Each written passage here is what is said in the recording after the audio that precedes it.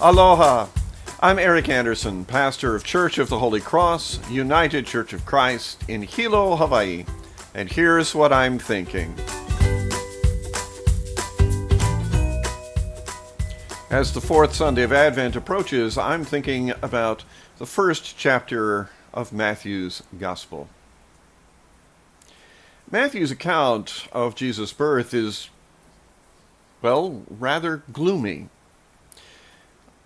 We are familiar with the narrative of Jesus' nativity and a combination of the accounts in Matthew and in Luke. And we actually tend to spend more time with Luke because Luke's account includes a number of our favorite things. It includes the stable in Bethlehem, and that, of course, invites us to picture it populated with a bunch of small animals. And then we also hear in Luke about the shepherds on the hillside and their journey down into Bethlehem to see the child. There's angels, there's the Annunciation, there's Mary's song. It is, if not cheerful, at least there is a joy bubbling beneath the surface of his account. Matthew's account, however, that joy is there, but it is buried deeper. The visit of the Magi is associated directly with Herod's efforts to assassinate the newborn Messiah, the slaughter of the innocents. Hardly a cheerful part of the story. In the first chapter, Matthew tells us about how Joseph learned of Mary's pregnancy, and his initial response was to end his engagement with her.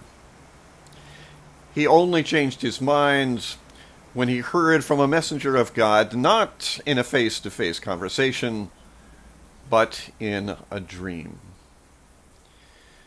So the birth of Jesus in Matthew's Gospel is associated, first of all, with distrust and disbelief.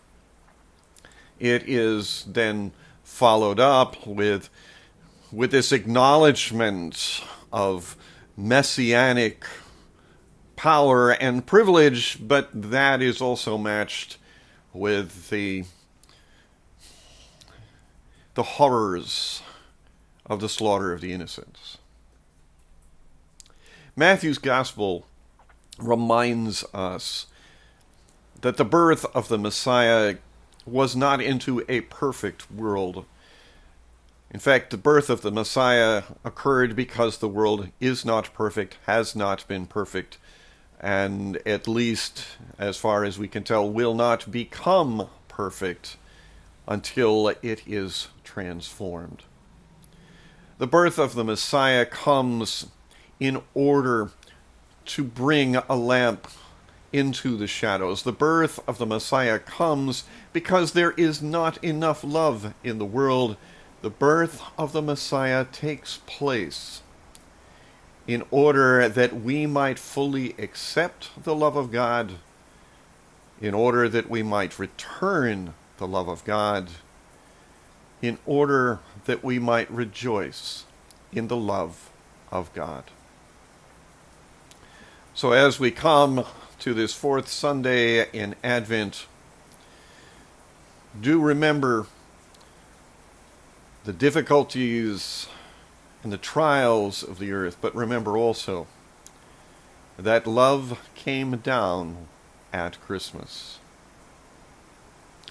Just one thing to note, this coming Sunday at Church of the Holy Cross, I'm not preaching, so you have heard as much as you're likely to hear of what I'm thinking. Instead, the young people will be presenting their pageant, and we will also be hearing a wonderful choir singing the Christmas Fantasia of Ralph Vaughan Williams.